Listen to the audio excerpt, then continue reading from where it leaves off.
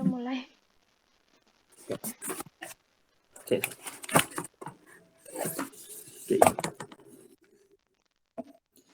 Assalamualaikum warahmatullahi wabarakatuh. Perkenalkan, kami dari kelompok 1. Di sini kami akan mempresentasikan pengembangan sistem administrasi dan media promosi Bengkelas berbasis desktop. Sebelum masuk ke materi, izinkan kami untuk memperkenalkan diri. Perkenalkan, saya Dio Anggara sebagai moderator juga pemateri. Perkenalkan, saya Nurul Komaria sebagai pemateri. Perkenalkan, saya Muhammad Faiz Aiza sebagai pemateri. Perkenalkan, nama saya Isnani Koyomasiza sebagai pemateri. Baik, pada kesempatan kali ini kami ada 4 poin penting yang harus dibahas. Yang pertama yaitu masalah dan solusi. Yang kedua, analisa desain informasi. Yang ketiga, object oriented design. Dan yang terakhir adalah hasil dari prototype yang telah kami buat. Untuk poin pertama dapat dijelaskan oleh Nurul Komaria selaku pemateri. Untuk waktunya dipersilahkan. Baik, masalah yang dihadapi. Pada Bengkelas Restu, semuanya masih menggunakan sistem manual, seperti belum adanya media promosi, pengecekan stok, proses administrasi, dan pencatatan-pencatatan lainnya. Pada proses administrasi masih dengan cara menulis di kertas kosong. Pada pengecekan stok juga masih dengan cara manual dengan ditulis di buku. Nah, masalah ini yang menjadi latar belakang kami dalam pembuatan aplikasi berbasis desktop. Selanjutnya, solusi akan disampaikan oleh Aizat. Baik, selanjutnya adalah solusi dari masalah yang dihadapi. Untuk mengatasi masalah pada Bengkelas Restu yang masih mengandalkan sistem manual, ada beberapa solusi yang dapat dilakukan. Di antaranya, 1. Mengimplementasikan sistem manajemen informasi berbasis teknologi, seperti software akuntansi atau program inventory management dan program kasir, yang dapat membantu dalam pencatatan administrasi dan pengecekan stok. Dengan menggunakan sistem ini, Bengkelas Restu dapat mempercepat dan mempermudah proses pencatatan dan pengecekan stok, serta mencegah kesalahan pencatatan. 2. Membuat website dan melakukan promosi online. Dengan memiliki website, Bengkelas Restu dapat mempromosikan jasa mereka secara online dan meningkatkan kepercayaan pelanggan. Selain itu, Bengkelas Restu juga dapat memperkenalkan produk-produk yang mereka jual melalui website, sehingga dapat menjangkau lebih banyak pelanggan potensial. Dengan mengimplementasikan beberapa solusi di atas, Bengkelas Restu dapat meningkatkan efisiensi dan produktivitas bisnis mereka, serta meningkatkan kepuasan pelanggan. Selanjutnya, desain analisis yang akan dijelaskan oleh Rio Anggara.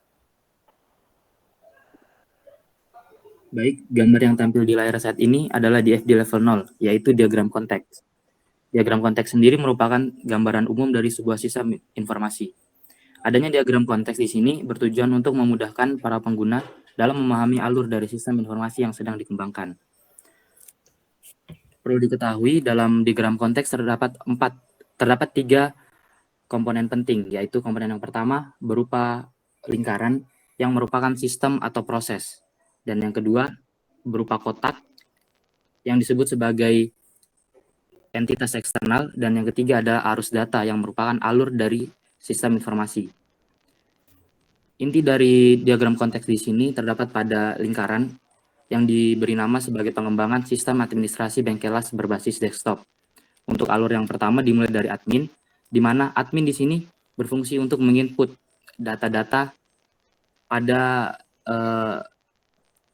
sistem administrasi, di mana yang diinput berupa data karyawan, data pelanggan, data bahan, pesan bahan, model barang jasa dan harga, mengatur jadwal, dan menginputkan seluruh bentuk laporan.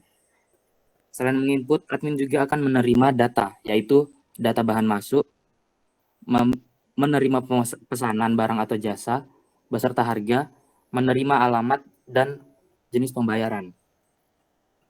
Kemudian, entitas eksternal yang kedua yaitu karyawan, di mana karyawan di sini akan menerima jadwal pembuatan, serta akan mengirim barang ataupun mengambil barang. Yang ketiga adalah pelanggan. Pelanggan akan melakukan pemesanan barang, jasa, dan ukuran. Kemudian pelanggan akan menerima model barang, jasa, dan ukurannya. Setelah itu, pelanggan akan membayar dan menginputkan alamat kepada admin. Setelah melakukan pembayaran, pelanggan akan menerima barang tersebut. Yang keempat adalah supplier, di mana supplier di sini hanya akan menerima pesanan barang. Dan yang terakhir adalah pemilik. Di sini pemilik hanya akan menerima inputan semua jenis laporan yang telah diinput oleh admin. Selanjutnya akan dijelaskan oleh Isna. Berikut adalah kebutuhan fungsional pada aplikasi Bengkelas Resto. Yang pertama, manajemen inventaris. Aplikasi kasir Bengkelas Resto harus dapat melacak dan memperbarui inventaris yang tersedia untuk dijual di toko. Dalam hal ini, aplikasi harus mampu menampilkan stok barang, memperbarui stok ketika barang keluar, serta memberi notifikasi ketika stok barang mulai menipis. Yang kedua, transaksi penjualan. Aplikasi kasir Bengkelas Resto harus dapat memproses pembayaran dan mencatat setiap transaksi penjualan. Fitur ini harus mencakup kemampuan untuk memasukkan jumlah dan jenis produk, menghilangkan total harga, dan mencetak struk pembayaran. Yang ketiga, manajemen pelanggan. Aplikasi harus dapat menyimpan data pelanggan seperti nama, alamat, nomor telepon, dan catatan tentang pembelian sebelumnya. Dengan demikian, pemilik Bengkelas dapat mengirim promosi dan penawaran khusus kepada pelanggan yang sering membeli produk. Yang keempat, laporan keuangan. Aplikasi harus dapat menghasilkan laporan keuangan seperti laporan penjualan harian, mingguan, atau bulanan. Dengan demikian, pemilik Bengkelas dapat melacak kinerja keuangan dan mengambil keputusan yang lebih baik dalam mengelola bisnis. Kelima, manajemen proyek. Aplikasi harus dapat membantu mengelola proyek yang sedang berjalan, seperti mengatur jadwal pekerjaan, memantau kemajuan proyek, serta menghitung biaya yang dikeluarkan. Yang terakhir, pemesanan dan penjadwalan. Aplikasi harus dapat menerima pemesanan dan menentukan jadwal pekerjaan untuk setiap proyek yang dipesan. Fitur ini dapat membantu mengoptimalkan waktu dan sumber daya yang tersedia. Selanjutnya adalah kebutuhan dan fungsional pada aplikasi Bengkelas Resto. Yang pertama, keamanan. Aplikasi harus terlindung dari serangan malware atau peretasan yang dapat membahayakan data pelanggan dan informasi penting bisnis. Yang kedua, skalabilitas. Aplikasi harus dapat diintegrasikan dengan perangkat lunak lain, seperti sistem akuntansi atau manajemen persediaan, dan mudah ditingkatkan untuk memenuhi kebutuhan bisnis yang terus berkembang. Yang ketiga, kinerja. Aplikasi harus responsif dan cepat dalam proses data pelanggan dan proyek, sehingga memungkinkan tim Bengkelas untuk mengerjakan proyek dengan efektif dan efisien. Yang keempat, user experience. Aplikasi harus mudah digunakan dan intuitif bagi pengguna, termasuk tim Bengkelas dan pelanggan yang menggunakan layanan Bengkelas. Aplikasi harus memiliki tampilan yang menarik dan mudah dinavigasi. Yang terakhir, manajemen operasional. Aplikasi harus mempunyai sistem rekrutmen untuk menjalankan aplikasi yang dikembangkan. Selanjutnya adalah desain prototype. Berikut adalah tampilan awal pada aplikasi Bengkelas Resto. Setelah loading langsung menuju tampilan login untuk masukkan username dan password. Terdapat fitur seperti gambar mata yang berfungsi untuk menyembunyikan password jika diklik. Jika lupa password, admin dapat mengklik tulisan lupa password dan otomatis akan menuju tampilan lupa password. Selanjutnya, masukkan username dan kata sandi baru, lalu klik simpan. Setelah itu, klik masuk untuk masuk ke dashboard.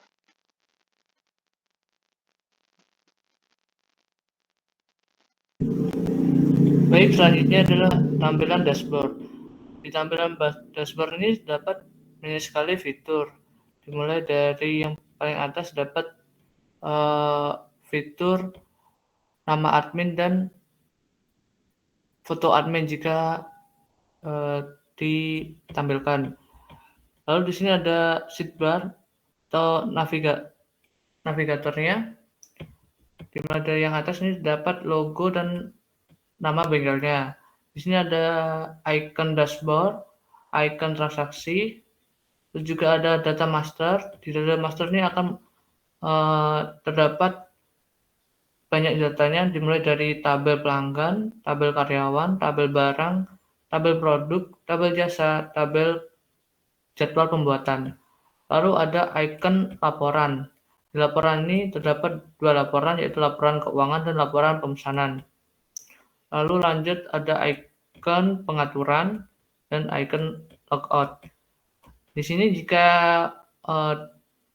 nama data masternya diklik, otomatis semua tabel yang ada atau tulisan yang di bawahnya ini akan menghilang. Seperti berikut. Di laporan juga begitu. Dan jika ingin menampilkan lagi, kita bisa mengkliknya kembali. Dan di sini terdapat fitur pengecekan stok barang. Di sini ada ikonnya dan jumlah stok barang yang tersedia. Nanti akan ditampilkan di fitur ini. Lalu yang kedua, di sini fitur untuk pengecekan jumlah produk barang, yaitu ada ikonnya dan jumlah produk barangnya nanti akan ditampilkan di fitur ini. Lalu ini terdapat fitur berapa sudah terjual produk atau barang yang sudah dibuat, nanti akan ditampilkan di sini dengan icon seperti berikut dan juga jumlah angka yang sudah terjual. Lalu di sini ada fitur jadwal pembuatan. Di sini kita bisa melihat jadwal apa saja yang nantinya akan dibuat. Di jadwal pembuatan ini terdapat tabel, yaitu terdapat kolom number, nomor pemesanan, nama barang, jumlah karyawan, status, dan aksi.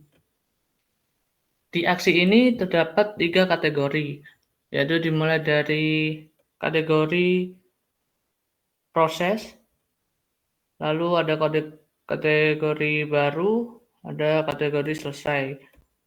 Nah, di sini juga ada terdapat aksi. Aksi detail, lalu proses, edit, dan hapus.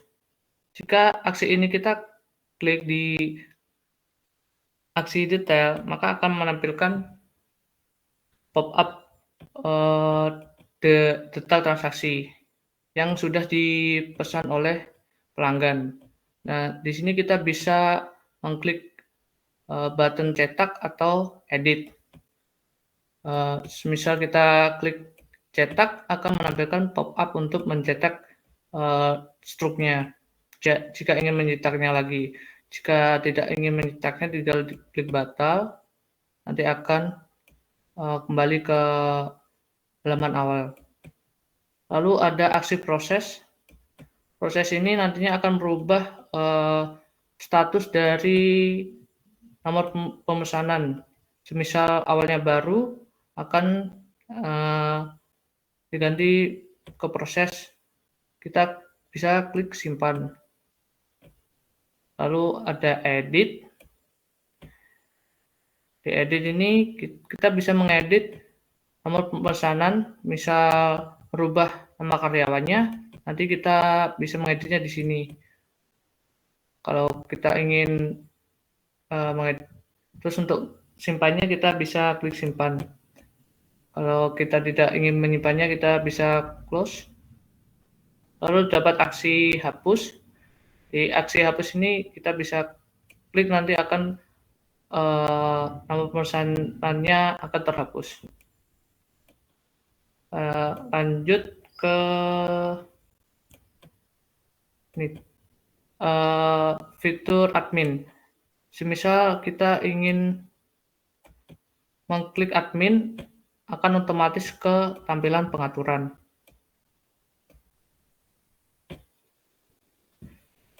Kita kembali ke dashboard, lanjut ke transaksi. Baik. Di transaksi ini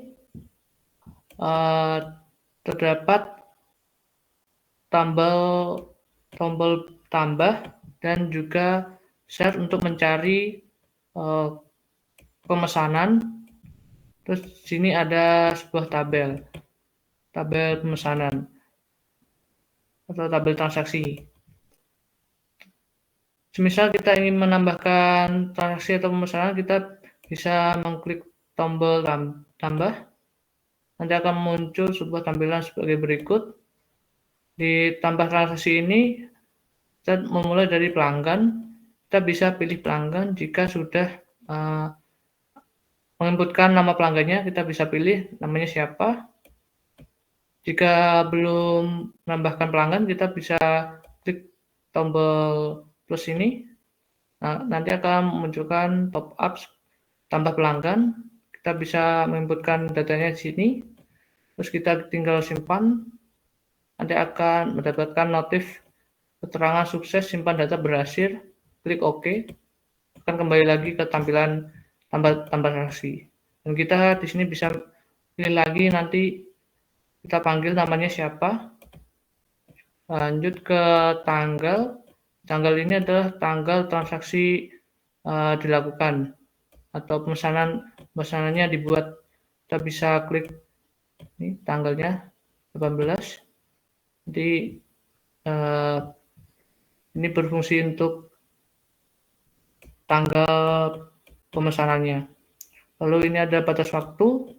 Batas waktu ini untuk kapan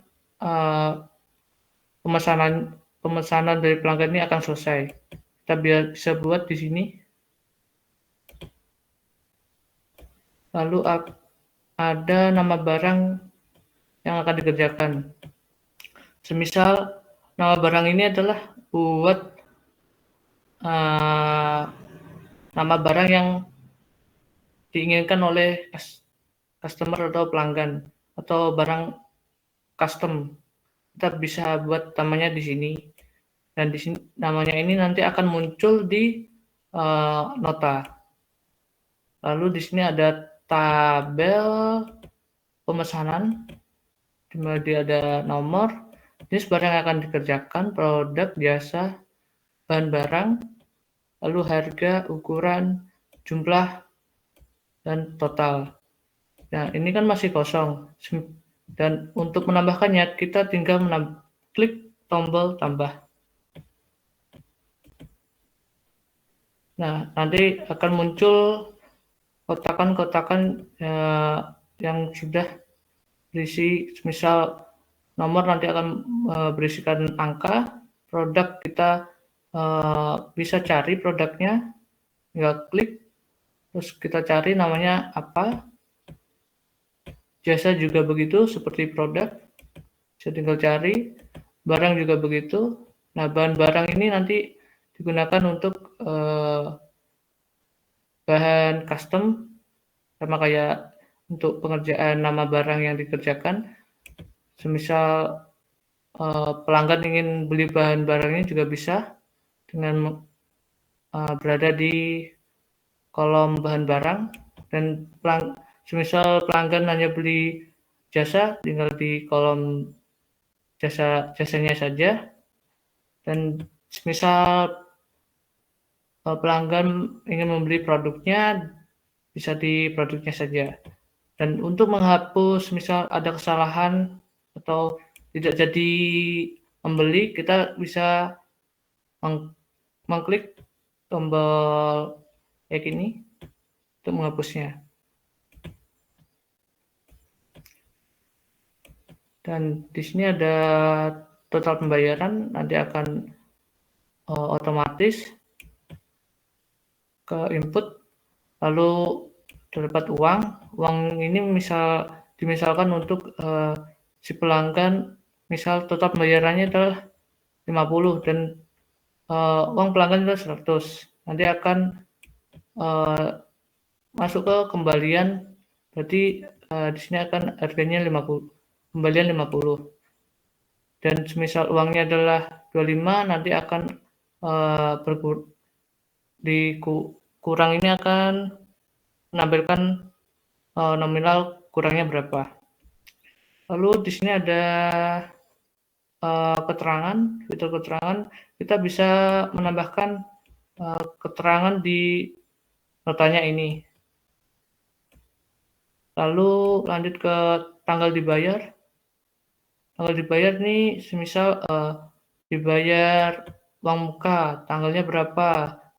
Nanti bisa kita klik ini, tanggal dibayar, terusan dibayar uang muka atau lunas. Semisal uang muka, nanti uang mukanya berapa, nominal berapa, kita tulis di sini. Dan semisal lunas, berarti uang mukanya nggak usah ditulis. Lanjut ke status. Status ini berarti masih baru.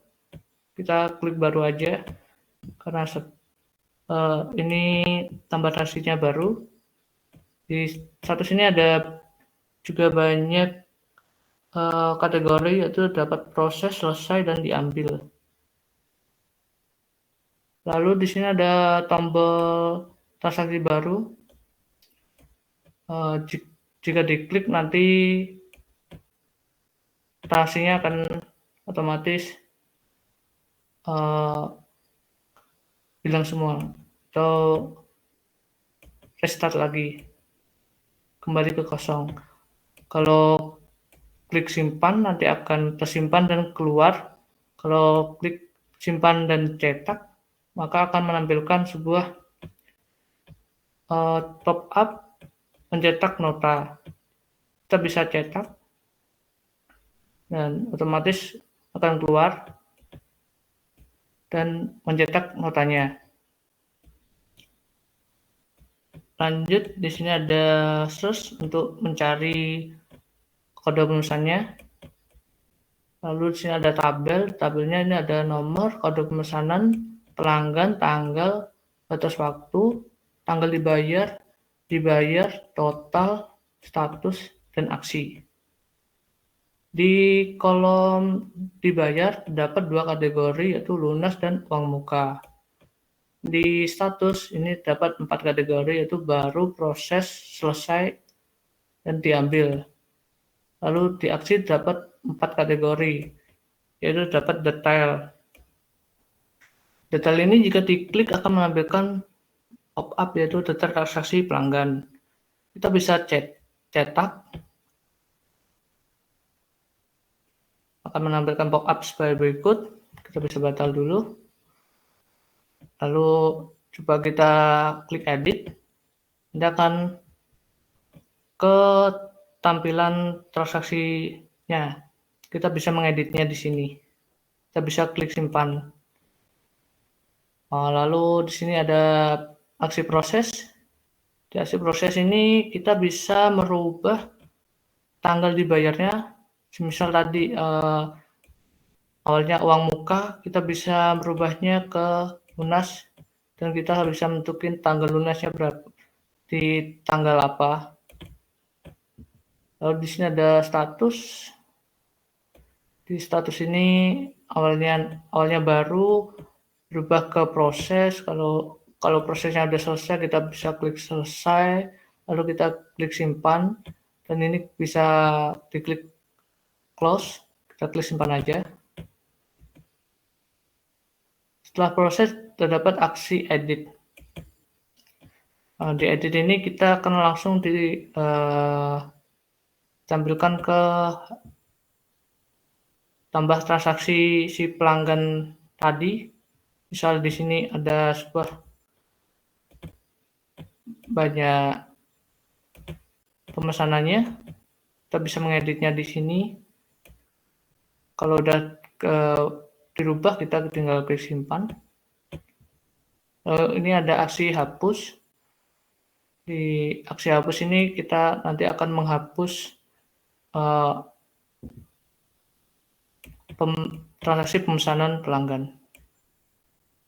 Lanjut ke data master.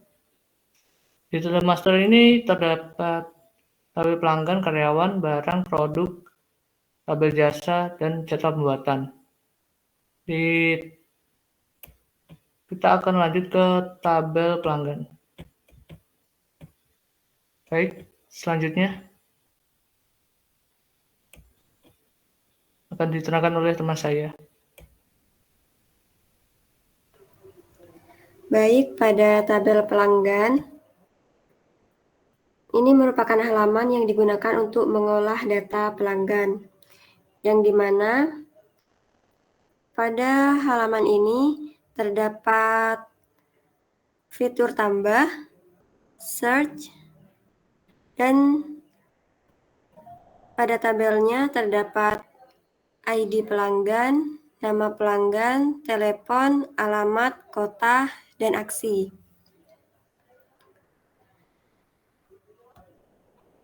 Fitur tambah, jika diklik, maka akan menampilkan pop-up ID pelanggan, nama pelanggan, telepon, alamat, kota. Ini bisa diisi. Setelah melakukan pengisian, jika ingin disimpan, maka klik simpan dan akan muncul pop-up dengan notifikasi simpan data berhasil. Lalu klik OK. Maka akan kembali pada tampilan awal. Untuk aksi, jika kita akan melakukan pengeditan terhadap data, kita bisa mengklik edit, yang nantinya akan muncul pop-up sebagai berikut. Nah, di sini kita bisa melakukan pengeditan data terhadap pelanggan, baik itu ID pelanggan, nama pelanggan, telepon, alamat, kota. Jika sudah selesai melakukan pengeditan, bisa langsung disimpan. Akan ada notifikasi simpan data berhasil. Kita klik OK.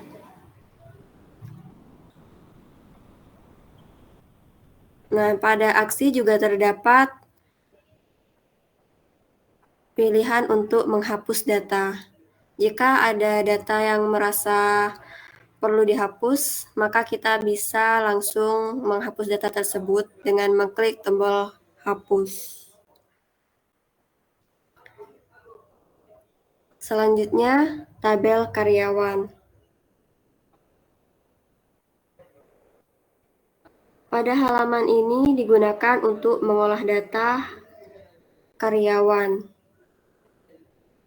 di mana pada data karyawan terdapat fitur search, data karyawan, tambah karyawan, dan pada tabel terdapat kolom nomor, kode karyawan, nama karyawan, telepon, alamat, dan aksi. Jika kita mengklik fitur tambah karyawan, maka akan muncul pop-up seperti ini. Kita bisa menambahkan kode karyawan, nama karyawan, telepon, dan alamat.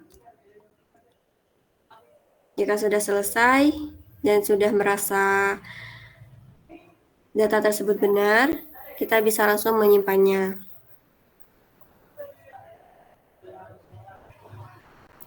Kita klik simpan. Nah, akan muncul notifikasi simpan data berhasil. Kita klik OK. Pada menu karyawan juga terdapat aksi yang sama. Kita bisa melakukan pengeditan dan penghapusan data. Jika ingin mengedit, kita klik saja tombol edit.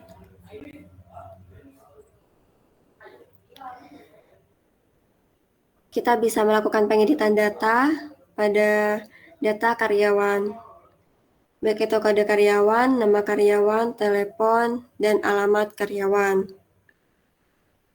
Kita bisa langsung menyimpannya. Kita klik simpan, maka akan muncul notif simpan data berhasil. Kita klik OK, dan akan kembali pada menu sebelumnya. Selanjutnya, tabel barang.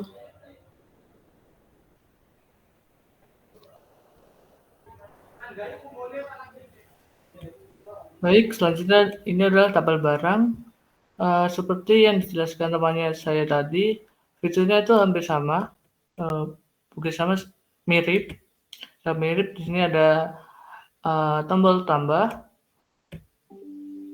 Tombol tambah ini akan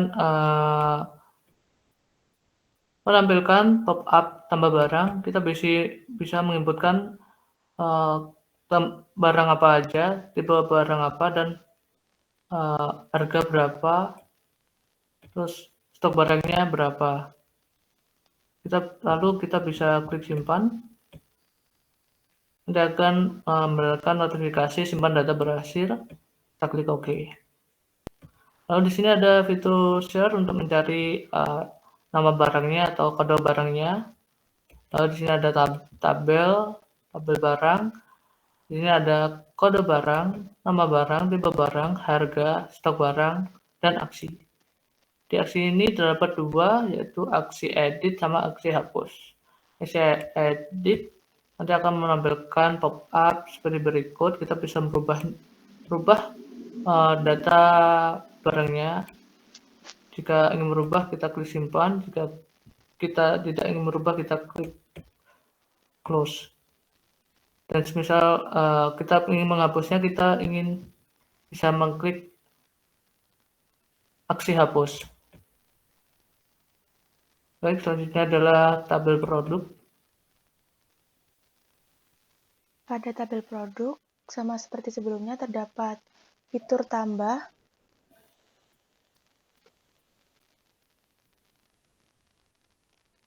jika diklik akan muncul tampilan sebagai berikut.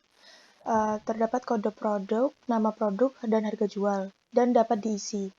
Setelah diisi, klik simpan, lalu akan muncul notifikasi simpan data berhasil, lalu klik OK, dan akan menuju tampilan awal. Setelah itu, terdapat fitur search untuk mencari kode produk atau namanya.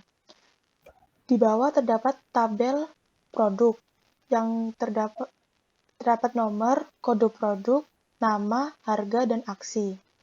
Pada aksi ini terdapat edit dan hapus data. Jika ingin mengedit, klik edit, lalu akan muncul tampilan sebagai berikut. Jika sudah diedit, maka klik simpan.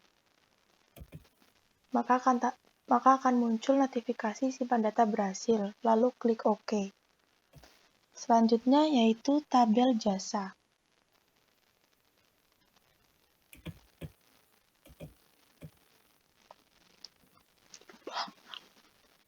Baik, berikut merupakan tampilan dari tabel jasa, di mana pada tabel jasa di sini terdapat fitur tambah. Jika diklik akan muncul pop-up untuk menginputkan data-data dari jasa, di mana yang dapat diinputkan adalah kode jasa, nama pelanggan, telepon, alamat, dan kota. Jika semua data telah diinputkan, kita tinggal klik simpan, maka akan muncul pop-up sebagai berikut. Kemudian kita klik OK, dan akan muncul tampilan awal. Selanjutnya ada fitur search, di mana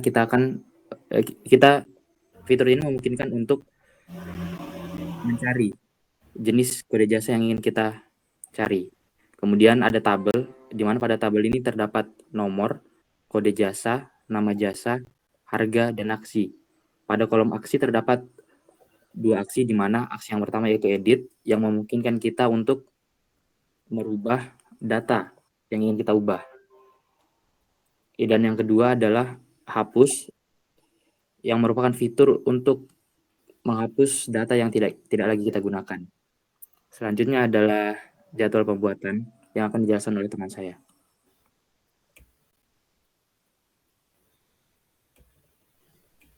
Baik, selanjutnya ada jadwal pembuatan. Seperti tampilan yang awal, ini di sini ada tombol tambah. kita bisa klik tambah untuk menambahkan jadwal pembuatannya. Kita bisa mencari kode pemesanan, kita bisa klik dan cari kode pemesannya, lalu kita bisa cari nama karyawannya, siapa yang akan mengerjakan jadwal pembuatan dari si pemesanan. Lalu di sini terdapat status yang misal pemesanannya sudah dikerjakan, berarti kita klik proses. Lalu kalau ini sudah diinputkan, kita bisa klik simpan. Nanti akan mendapatkan notifikasi sukses, simpan data berhasil. Kita klik OK. Akan kembali ke tampilan awal. Dan lalu di sini ada search. Di search ini kita bisa mencari nomor pemesanan atau nama barangnya. Lalu di sini ada sebuah tabel buat jadwal pembuatan, dimulai dari kolom nomor, terus nomor pemesanan, lalu ada nama barang, jumlah, karyawan, status, dan aksi. Di status ini terdapat 3 kategori, yaitu status proses, baru, dan selesai. Lalu di aksi ini terdapat 3 kategori, yaitu aksi detail, aksi proses, aksi edit, dan aksi hapus. Kalau kita klik detail akan menampilkan detail transaksi.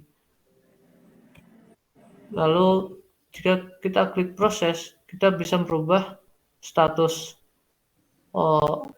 jadwal pembuatannya. Semisal statusnya itu proses, kita bisa klik selesai kalau udah selesai.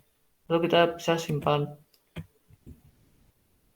Lalu terdapat edit.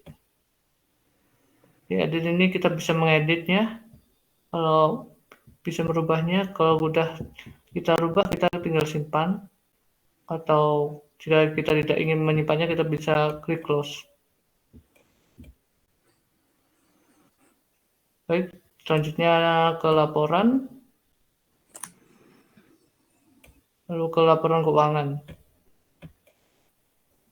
Berikut ini tampilan dari laporan keuangan, di mana pada laporan keuangan sendiri terdapat fitur tambahan yaitu tanggal, di mana tanggal di sini memungkinkan kita untuk mencari laporan dari tanggal tertentu.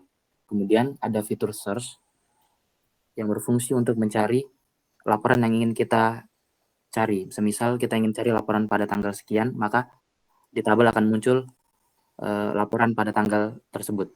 Kemudian ada fitur filter. Di sini berfungsi untuk memfilter dan klasifikasikan laporan yang ingin kita cari. Misal kita ingin memfilter laporan pada tanggal sekian, maka akan tampil laporan pada tanggal tersebut.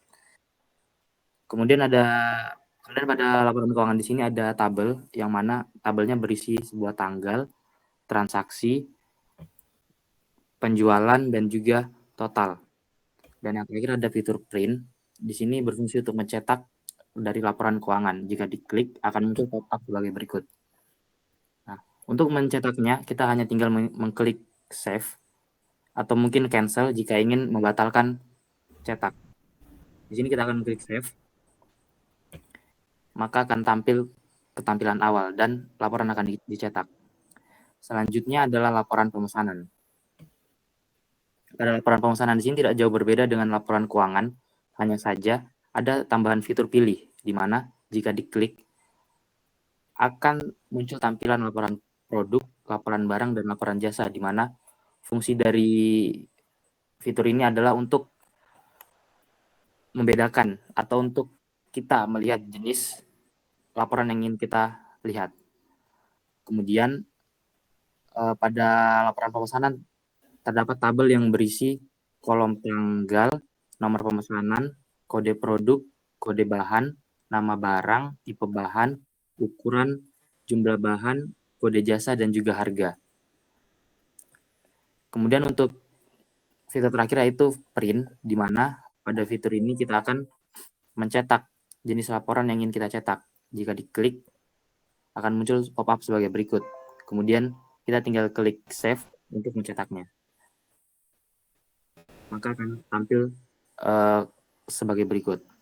Oke, untuk selanjutnya dapat dijelaskan oleh teman saya. Baik, selanjutnya adalah pengaturan. Di pengaturan nanti akan menampilkan nama pengaturannya. Lalu terdapat fitur admin dan fitur bahasa. Di fitur admin ini terdapat 4 kategori, yaitu nama admin. Kita bisa menginputkan nama adminnya di sini dan mengetik. Lalu untuk menyimpannya kita bisa klik enter. Lalu terdapat username. Username ini kita bisa merubahnya dan mengetiknya juga. Dan username ini nanti digunakan untuk proses login ke aplikasi. Kita menggunakan username nama dari sini. Untuk meng-save-nya juga menggunakan enter.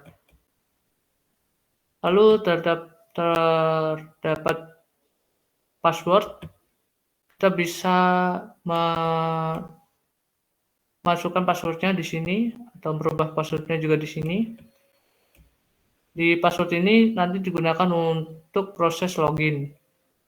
Dan kita bisa menginputkan dengan mengetik. Ini terdapat icon mata. Kita bisa menyembunyikan passwordnya. Jika kita ingin membukanya, tinggal klik lagi.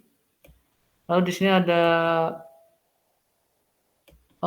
kategori foto profil. Kita bisa tambahkan foto untuk si admin. Misal ingin menambahkan, kita tinggal klik folder. Nanti akan menampilkan file explorer. Kita bisa mencarinya di sini fotonya. Kalau udah, kita close saja. Lalu fitur bahasa. Fitur bahasa ini nanti akan merubah tampilan aplikasinya. Di bahasa ini terdapat 2 bahasa, yaitu bahasa Indonesia dan bahasa Inggris. Lalu di sini ada sebuah icon informasi aplikasi. Jika kita mengkliknya, nanti akan memunculkan sebuah informasi tentang aplikasi bengkel ini. Kegunaannya apa, fungsinya apa, nanti akan tercantum di sini. Dan untuk mengembalikannya tinggal kita klik aja. Nanti akan kembali tampil di halaman pengaturan. Lalu di sini ada icon GitHub. Misal perlu bantuan, nanti bisa mengklik ini.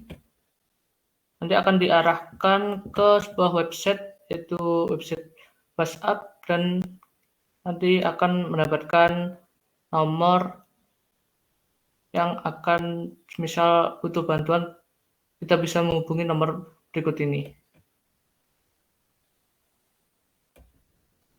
Lalu yang terakhir ini terdapat icon give feedback. Misal mendapatkan masukan, kita bisa mengklik ini. Atau ingin mengirimkan saran atau pendapat tentang aplikasi ini, kita bisa klik ini. Nanti kalau kita diklik ini akan menampilkan sebuah tampilan website, yaitu Google Form, yang nanti bisa dituliskan di situ pendapat atau saran atau masukan tentang aplikasi bengkel ini. Lalu di sini icon logout, kita bisa klik, nanti akan keluar dari tampilan desktopnya yang di dalam, dan lanjut ke tampilan login awal. Baik, selanjutnya saya serahkan ke moderator. Oke, sekian dari presentasi desain prototipe kami. Kurang lebihnya mohon dimaafkan. Kami ucapkan terima kasih kepada Pak Eli selaku dosen pengampu karena telah memberi tugas ini. sehingga kami dapat lebih memahami tugas yang diberikan. Kami ucapkan sekali lagi terima kasih dan Assalamualaikum warahmatullahi wabarakatuh.